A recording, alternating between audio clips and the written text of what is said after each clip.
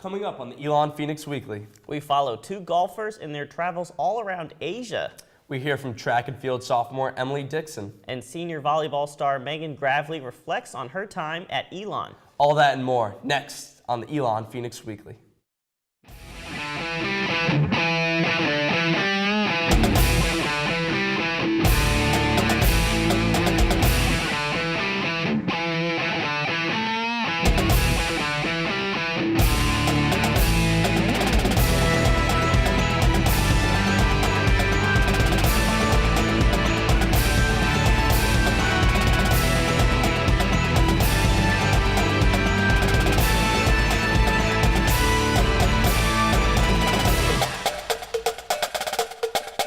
Good morning and welcome to the Elon Phoenix Weekly. I'm Matt Lee. And I'm Alex Day. Thanks for joining us on your ESPN2 local sports break. Hard work, dedication, success. Today's show looks at our Elon athletes and how they embrace the grind. From track star Emily Dixon to volleyball senior Megan Gravely, our players certainly overcome more than just injuries. That's right, Matt. Our athletes embrace the grind not just at Elon, but around the world, as well as traveling to many different countries from Europe to Asia. This winter term, two Elon men's golfers journeyed through Asia studying the business of the Pacific Rim, going to Thailand, Cambodia, Myanmar, and Hong Kong. Let's hear about their experience.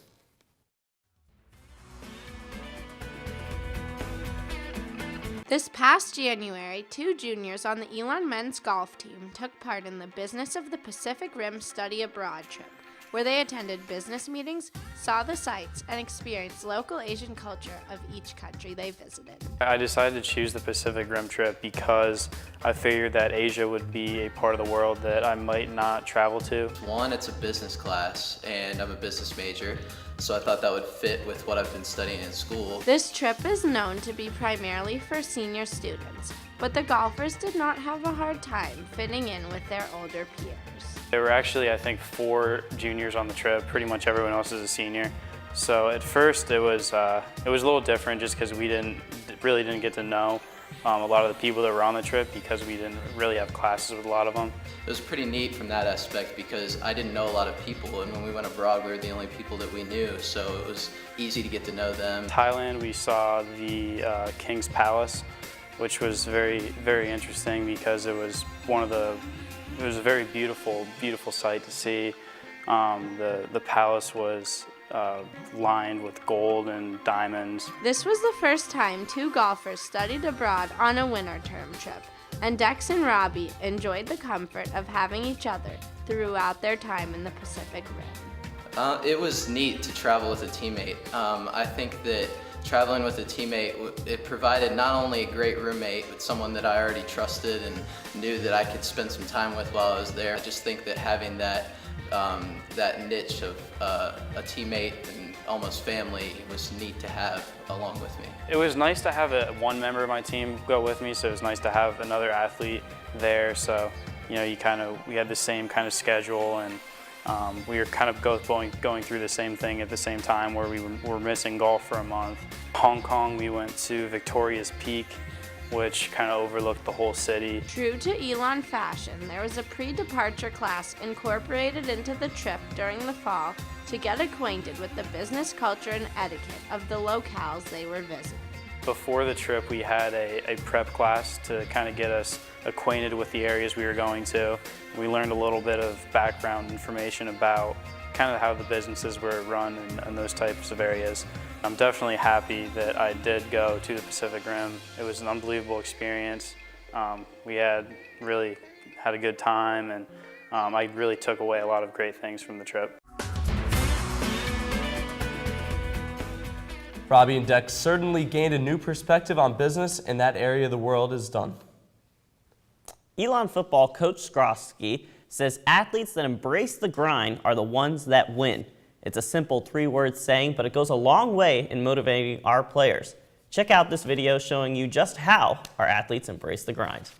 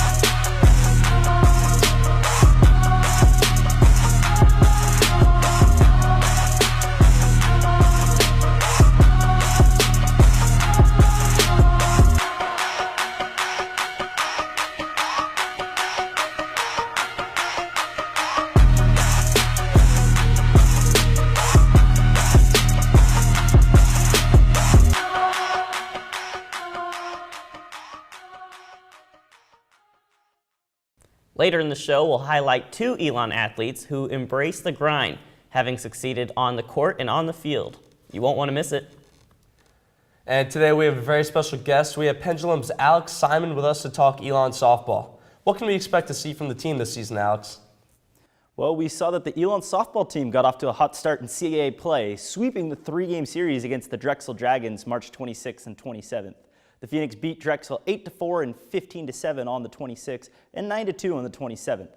Leading the charge against the Dragons was sophomore outfielder Kara Shutt, who won a cool 7 for 11 against Drexel with 7 runs scored.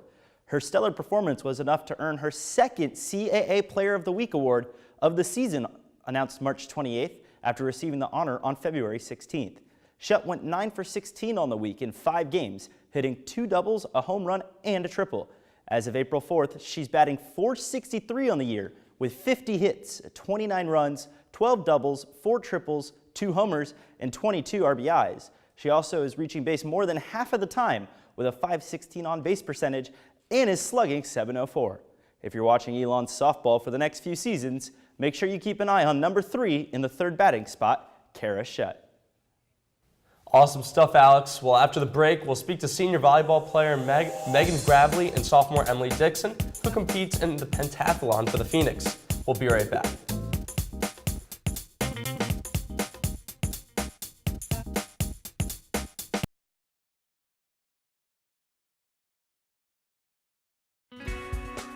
Welcome back to the Elon Phoenix Weekly on your ESPN2 local sports break.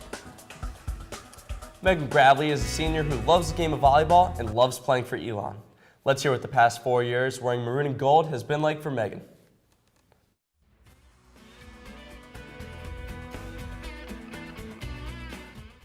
My name is Megan Gravely. I have been fortunate enough to call myself a Division I student athlete for the past 4 years at Elon University. Gravely with the kill. Go over to Gravely. Gravely for the attack. Gets the kill. Megan Gravely gets the 4th kill of the game. Megan Gravely dominating at the outside hitter position. I began playing volleyball when I was a twiggy middle schooler looking for another activity to occupy my time. Since I didn't yet play a fall sport, I decided to pull up some knee pads and give volleyball a try. Throughout my 7th and 8th grade years, my coach taught me to love the game. It is not until now when I look back and realize she had taught me so much more than the game of volleyball, but the game of life. I was privileged to play for a high school coach who pushed the program to greatness each year. In 2010, our necks were draped with state championship medals and we could call ourselves the best in the state. Not many people get the chance to say that, and I will never take that moment for granted. This brings me to now. I have been fortunate enough to call myself a Division I student athlete for the past 4 years at Elon University. I've devoted my life to the sport as I've attempted to balance a social life, academics, and existing as a varsity athlete. A few weeks ago at an away match at William & Mary, I went up to hit a ball and came down on my left leg incorrectly and tearing my ACL, MCL, and meniscus. There was obvious pain and it obviously hurt a lot, but I think the worst part of it all was kind of that repeating film reel in my head that it was my middle school and my high school and my collegiate careers all kind of repeating in my mind. And I think the worst part was that I would never play again. The pain of not being able to put on an Elon jersey, step onto the court, and compete with my teammates masks any physical pain I may feel. However, I always make a point to think it could be worse. I want to use this obstacle to try and spread an important message. I encourage you to think about the most important thing you do. Whether it's a job, competing in a sport, taking care of your family, whatever you value, put your heart and soul into it. Sure, there will be some days when you'd rather go sit in the middle of an erupting volcano than lace up your shoes or sit in your cubicle. But there will come a time when you won't be able to do it anymore. I encourage you to not take this time for granted, as I sometimes did. This upcoming weekend marks our final home stand as the 2015 Elon volleyball team, ending with an always emotional senior day on Sunday.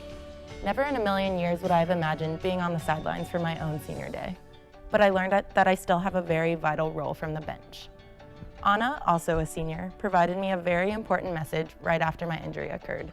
Literally right after, I was laying on a William & Mary training table. She said, "The team will always need you." She will never know how much those 6 words have helped me realize that the game of volleyball continues even when you can't play anymore. Now when I enter Alumni Gym, I can proudly look around at the place that has significantly shaped my life over the past 4 years. In that gym, I've wiped up hard-earned sweat off the floors, cried a few frustrated tears, sprinted way too many 150s, and felt my fair share of heartbreak. But more importantly, I've been alongside incredible teammates who have sweat, cried, sprinted, and been broken with me. Supporting my teammates is a huge priority because, like Alumni Gym, they've helped me grow more than they will ever know.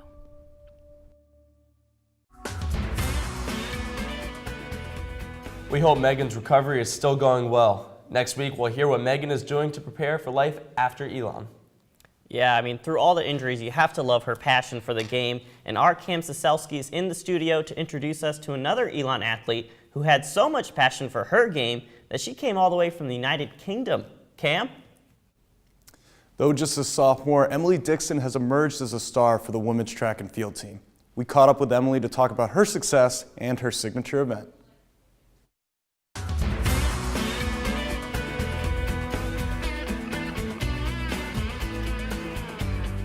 What is the toughest track and field event? Is it the shot put, the pole vault, or the mile? For sophomore Emily Dixon, it's the pentathlon, which combines 5 events into one, making it a true barometer of athletic excellence. First, it's 60 hurdles, then high jump, then shot put, then long jump, and then the 800 meters. Pentathlon is in one day, and then if you move up to the heptathlon, which is the outdoor equivalent of it, that's over 2 days. For each event and like distance or time, whatever you have, there's like kind of a book, and it kind of has every single score in. Kind of just put in your scores and it will come up with like your number score at the end. I competed in it from probably the age of 12 or 13. Obviously we don't have, like school sports isn't huge in England, so when I competed in athletics and track and stuff, I went to a club outside of school, and then there were lots of different club events I went to, and multi-events is pretty big in England. I think we have quite a lot of successful like heptathletes and decathletes, so I guess that's where it comes from, like beginning from a young age, and I've had like lots of practice, which is why I chose to do it in college. Heptathletes and pentathlete tend to train for like as a 400 runner, so I do a lot of that because obviously you need like endurance to complete the whole event, and then obviously that's mixed in with some speed, just lots of like speed endurance training really, which is what the 800 and 400 and 200 are. I was struggling before I came to Elon with my 800, and I just wasn't getting in enough training really. So I think Coach Ellis has really helped me with that, and he's pushed me to improve my 800 and my 200. Around that, I kind of work the field events, so every so often I'll do like high jump once a week, long jump once a week, and then the throws. Coach Pop has definitely helped me with my throws. Last year I had some big PBs in that. After a very impressive indoor track season, Emily and the team have big goals for the spring. Everyone's aiming and looking towards conference. That's our big meet at the end of the season because obviously we're hosting this year. Everyone has really big expectations after last year. Our aim is to try win again, and I think we're all trying to work towards that and do the best we can. I'm really hoping to PB again, PR in my score, and do a lot better than last year. I know I've made like a few improvements indoors, so hopefully that'll kind of go and reflect on the outdoors.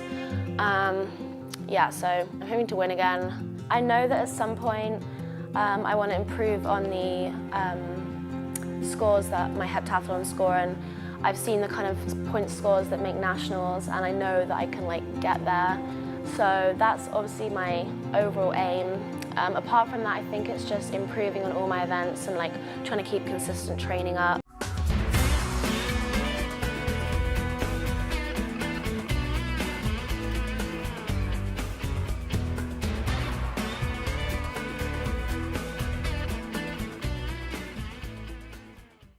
Well, thanks, Cam. We've shown you how our athletes embrace the grind, but coming up, we'll highlight how our coaches embrace the grind as well in this week's Essence of Sports series. We'll be right back.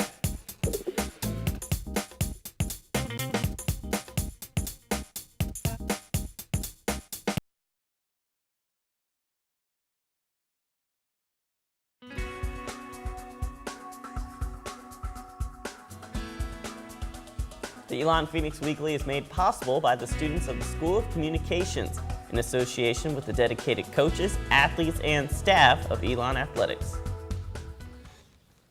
As we look ahead to the 2016 football season for the Phoenix, let's go back in time and learn about the 1974 football season, which was an extremely successful year for the Fighting Christians.